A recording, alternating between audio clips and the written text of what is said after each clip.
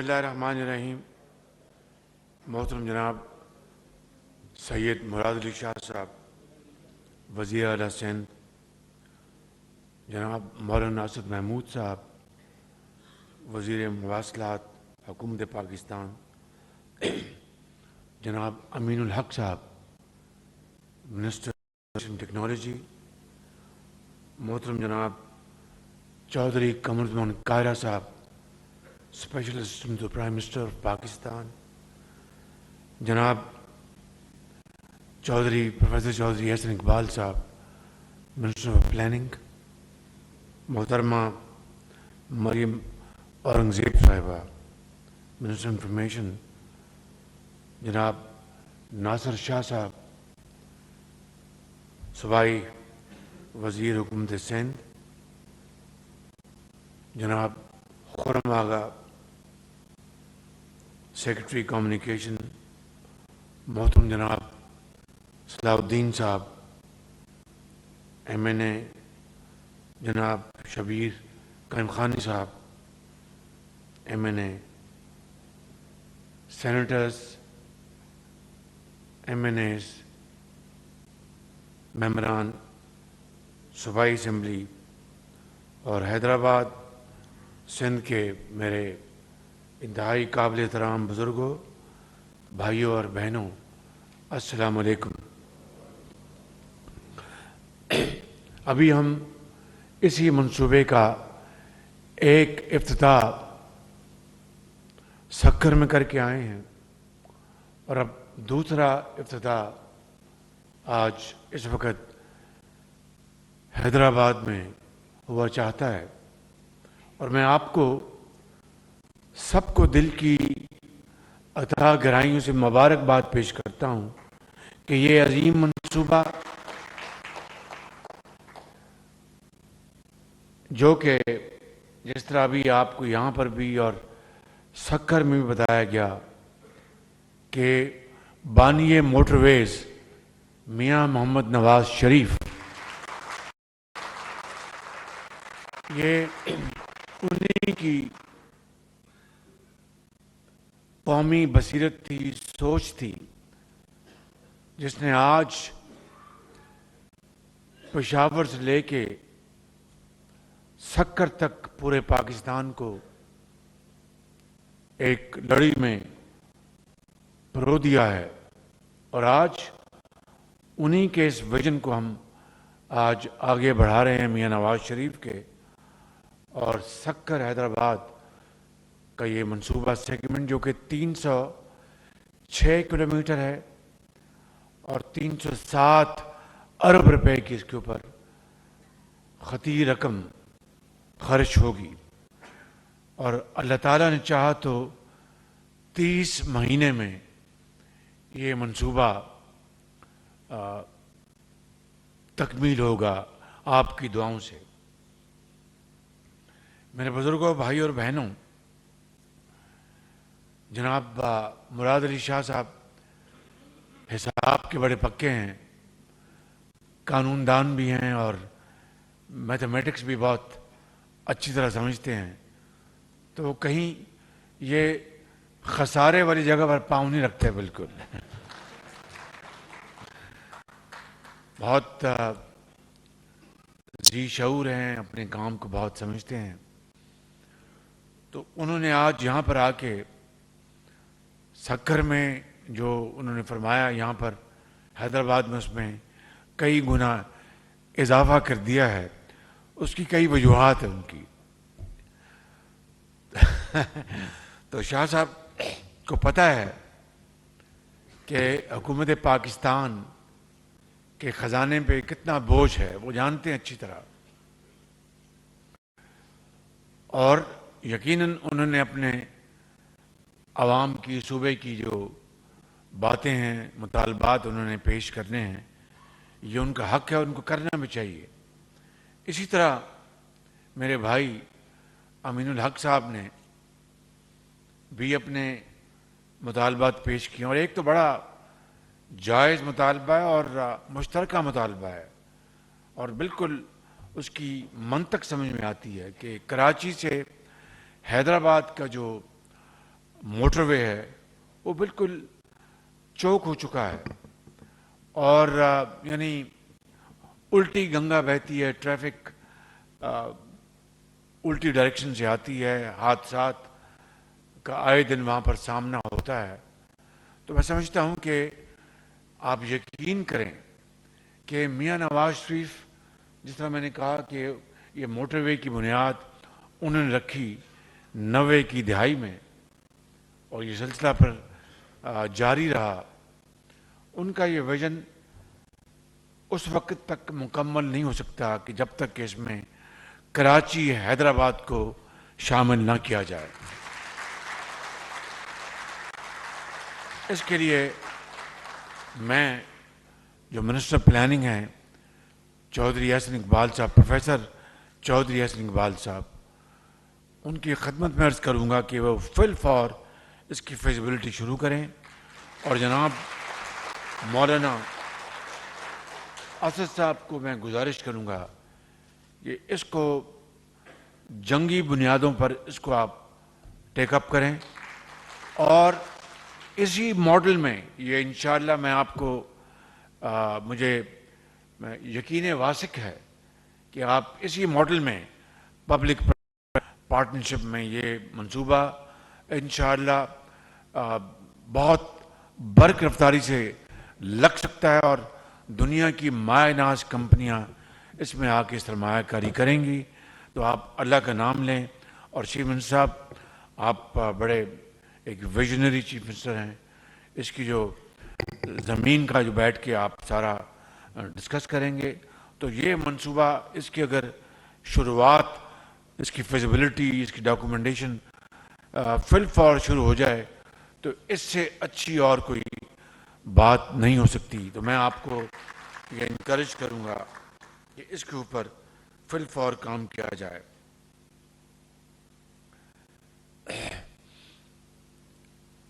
وہاں پر سکر میں مولانا راشد سمرو صاحب نے بھی مطالبات پیش کیے تھے، اور یہاں پر حیدرآباد میں جناب امین الحق صاحب نے مطالبات پیش کیے ہیں۔ اب 50 کروڑ روپے کا جو میاں نواز شریف صاحب نے جو یہاں پر ڈیولپمنٹ پیکج کا اعلان کیا تھا، اور جس کے اوپر بوجہ عمل نہ ہو سکا، تو میں سمجھتا ہوں کہ یہ ایک ایسا مطالبہ ہے جو آپ کا جائز بھی ہے۔ تو میں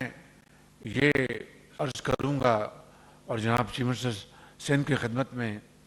کہ 1 ارب میں دیتا ہوں اور 1 ارب آپ دے دیں، تو جناب 2 ارب کا یہ یہاں پہ ہم بہت شکریہ، بڑی مہربانی آپ کی جنروسٹی کا، بہت مہربانی۔ تو یہ 2 ارب کا پیکج ہم حیدرآباد سندھ کے اپنے بھائیوں اور بہنوں کی خدمت میں ہم پیش کر رہے ہیں۔ اور اگلی بات میں یہ عرض کرنا چاہتا ہوں کہ وزیر اعلیٰ صاحب نے ایک لمبی لسٹ یہاں پر جو منصوبے جو ماضی میں جن کے اوپر بات ہوئی یا اس کے اوپر کاغذی کارروائی ہوئی یا کچھ شروعات ہوئی، اس میں وہ تعطل کا شکار ہو گئے۔ تو میں آپ سے گزارش کروں گا کہ آپ احسن اقبال صاحب کہ آپ بیٹھیں، اور حضرت آپ بھی بیٹھیں ان کے ساتھ، اور بیٹھ کے یہ ڈسکس کریں کہ بھئی یہ کون سے منصوبے ہیں جو کہ یہ تعطل کا شکار ہوئے، اور اس میں ہم کیا فی الفور اس میں بہتری لا سکتے ہیں۔ تو اس کو آپ مہربانی کر کے آپ بیٹھ جائیں اور بیٹھ کے یہ معاملہ طے کریں۔ میرے بزرگوں، بھائیوں اور بہنوں، جو آخری بات، جو 2 باتیں اس محفل کے حوالے سے میں نے کرنی ہے وہ یہ ہیں کہ سیلاب نے جو تباہی کی ہے پاکستان میں، سب سے زیادہ تباہی صوبہ سندھ میں ہوئی، اس کے بعد بلوچستان میں، اس کے بعد کے پی کے پہاڑی علاقوں میں اور نوشہرہ میں بھی، اور جنوبی پنجاب کے 2 اضلاع میں سیلاب نے تباہی کی، اور کروڑوں لوگ جو ہیں وہ اس سے متاثر ہوئے. بغیر کسی تفصیل میں جائے حکومت پاکستان نے صوبائی حکومتوں کے ساتھ مل کر شبانہ روز عوام کی خدمت کرنے کی ایک بہت خلوص سے کوشش کی. اور ساتھ جو متعلقہ ادارے تھے این ڈی ایم اے, پی ڈی ایم اے, افواج پاکستان, دن رات کام ہوا. تفصیل آپ کو اچھی طرح علم ہے. اور تقریباً میں اگر یہ کہوں کہ سب کچھ تمام ملا کر جو وسائل صوبوں نے اور وفاق نے خالی جو 25,000 روپیہ فی خاندان جو متاثر ہوا, جو کہ لاکھوں خاندان بنتے ہیں, 70 ارب روپیہ بے نظیر انکم سپورٹ پروگرام کے ذریعے تقسیم کیا ہے اور انتہائی شفاف طریقے سے. اسی طرح این ڈی ایم اے نے کمبل, خیمے, پانی, خوراک بچوں کی, اسی طرح صوبائی حکومت نے, سندھ کی حکومت نے اربوں روپے خرچ کیے ہیں. اور ان کے پی ڈی ایم اے نے, پھر بلوچستان کی حکومت نے, پنجاب کی اور کے پی کی حکومتوں نے, ہم نے مل کر, میں یہ سمجھتا ہوں کہ اس میں کوئی ذرا بھی اس میں ملمہ کاری یا کوئی ایسی بات نہیں جس کو آدمی نہ کہہ سکے کہ 100 ارب روپے سے بڑھ کے وفاق کے صوبوں نے خرچ کیا. لیکن لاکھوں لوگ آج سردی میں ٹھٹر رہے ہیں بلوچستان کے سنگلاق پہاڑوں میں اور کے پی کے برف پوش پہاڑوں پہ اور سندھ کے میران کی وادیوں میں. ان کو آج خیمے چاہیے, ونٹر ان کو چاہیے, بلینکٹس چاہیے, ان کو ادویات چاہیے, ان کو خوراک چاہیے. باہر کے ممالک نے بھی ہماری دوست ممالک نے مدد کی ہے. ایک بہت بڑا واٹر فلٹریشن پلانٹ فرانس نے دیا. شاہ صاحب ابھی بھی کام کر رہا ہے سندھ میں, اور بہت بڑا پلانٹ, وہ یعنی اس کو کئی ٹن وزنی پلانٹ ہے وہ, جو کہ سندھ میں یہ فرانس نے دیا تھا ہمیں. اسی طرح یو اے ای نے, سعودی عربیہ نے, قطر نے, اور دوست ممالک کے برطانیہ نے, امریکہ نے, چائنا نے اور دوسرے ممالک نے مدد کی. لیکن یہ اتنی بڑی تباہی ہوئی تھی کہ جس کا اندازہ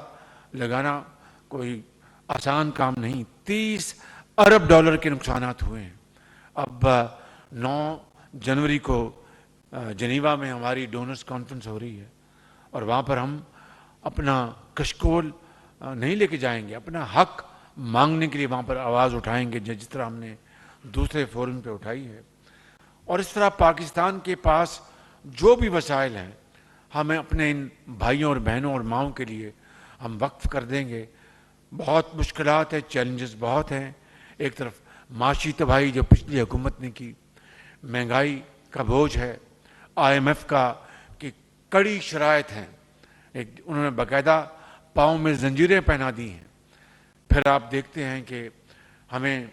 اس سیلاب کے لیے ہمیں جو فنڈ چاہیے, تو یہ ایک بہت بڑا چیلنج ہے. لیکن ہمت ہارنے کا سوال نہیں پیدا ہوتا اس مالک جس کے قبضے میں ہماری جان ہے. انشاءاللہ اس کی مدد اور نصرت سے ہم مل کر یہ مخلوط حکومت ہم کام کر رہی ہے, اور انشاءاللہ عوام کے دکھوں کو ہم مزید کم کریں گے. اور جب تک کہ اپنے گھروں میں چین سے نہیں بیٹھ جاتے ہم چین سے نہیں بیٹھیں گے. اور آخری بات یہ ہے کہ میری آپ سب سے گزارش ہے کہ اس معاملے میں یا تو آپ یہ دیکھیں, اور آپ کا حق ہے کہ جہاں پر ہماری غلطی اس کی نشاندہی کریں, ہم معذرت بھی کریں گے اور بہتری کا وعدہ بھی کریں گے. لیکن پوری کوشش اگر ہو رہی ہے اور ملک کے اندر ہیجانی کیفیت پیدا کرنے کی ایک شعوری کوشش ہو رہی ہے, ملک کے اندر اگر یہ کہا جائے کہ اپنے کاروباری لوگ باہر کیوں نہیں آ رہے, کسان باہر کیوں نہیں آ رہے, آپ نے اس وقت کسانوں کو باہر کیوں نہیں بلایا جب آپ ان کو کھاد نہیں دے رہے تھے اور کھاد پورے پاکستان میں بلیک ہو رہی تھی. آپ نے اس وقت کاروباری لوگوں کو باہر کیوں نہیں بلایا کہ آئے احتجاج کریں جب آپ چینی ملک سے باہر بھجوا رہے تھے اور ایکسپورٹرز کی تجوریاں بھر رہے تھے, روپے کا ونڈ فال بھی ان کی جیب میں جا رہا تھا, سبسڈی بھی آپ ساتھ دے رہے تھے. پھر اب دوبارہ آپ نے چینی دوبارہ امپورٹ کی اور اربوں روپے خرچ کیے، گندم ایکسپورٹ کی، پھر آپ نے امپورٹ کی. آپ نے اس وقت پوری قوم کو کیوں نہیں کہا کہ احتجاج کے لیے آ جاؤ باہر؟ کہ میں عمران خان گیس جو ہے $2 پر یونٹ پہ مل رہی تھی، میں نہ خرید سکا. خدا را کچھ ہوش کے ناخن لیں آپ. اگر آپ کو ذرا بھی اس قوم کی حالت زار کا اندازہ ہے، جو کہ آپ کو ہے مگر آپ کو پرواہ کوئی نہیں، آپ کا ایک پتھر دل ہے، تو اس قوم کو آپ اس کی بحالی کے لیے کوشش کریں. سیلابوں میں تو آپ جا نہیں سکے، وہاں پر تو آپ پہنچ سکے، اور آپ قوم کو اکسانے کی کوشش کر رہے ہیں. مجھے کبھی امید ہے کہ جو ذی شعور لوگ ہیں، یہ قوم بہت ایک شعور رکھنے والی قوم ہے، اور یہ قوم انہوں نے بڑی قربانیاں دی ہیں. انشاءاللہ ایسا نہیں ہوگا، اور ہم مل کر انشاءاللہ اس کشتی کو ہم منجھدار سے نکال کر کنارے پہ لگائیں گے، اور قائد کا پاکستان ہمیشہ قائم رہے گا انشاءاللہ، اور پاکستان کے اوپر کوئی آنچ نہیں آئے گی. پاکستان قائد اعظم.